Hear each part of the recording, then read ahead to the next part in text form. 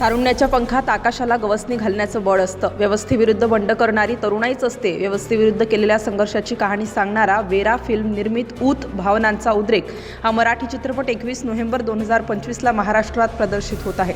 अनेक राष्ट्रीय व आंतरराष्ट्रीय पुरस्कार विजेता ऊत भावनांचा उद्रेक हा मराठी सिनेमा आता बुक माय शोवर लाईव्ह झाला आहे.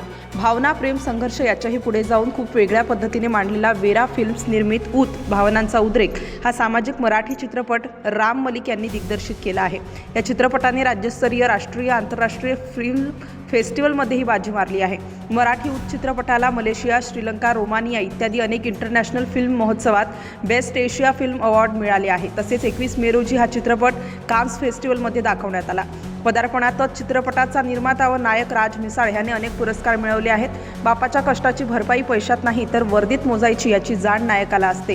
उंचपुरा तगडा देखणा राज मिसाळ ह्याने इन्स्पेक्टर शरणमची भूमिका छान साकारली आहे. म्हणूनच प्रदर्शनापूर्वीच त्याच्या अभिनयाला सर्वोत्कृष्ट नायकाचे अनेक पुरस्कार प्राप्त झाले आहेत. त्यासाठी राज मिसाळचे विशेष कौतुक आणि संपूर्ण ऊत टीमचे भरभरून कौतुक आणि शुभेच्छा.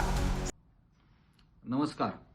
आपल्या अश्विननगर परिसरातील आदित्य येवले हा युवक अतिशय कष्टाळू व अतिशय प्रामाणिक. त्याने मराठी चित्रपट ऊत या चित्रपटामध्ये त्यांनी अतिशय छान अशी भूमिका केलेली आहे व तो चित्रपट 21 नोव्हेंबरला आपल्या जवळच्या चित्रपटगृहामध्ये संपूर्ण महाराष्ट्रात प्रदर्शित होत आहे. तो चित्रपट प्रदर्शित होण्यापूर्वीच त्या चित्रपटाने अनेक आंतरराष्ट्रीय, राष्ट्रीय पुरस्कार मिळवलेले आहेत. याचा अर्थ तो चित्रपट नक्कीच चांगला आहे.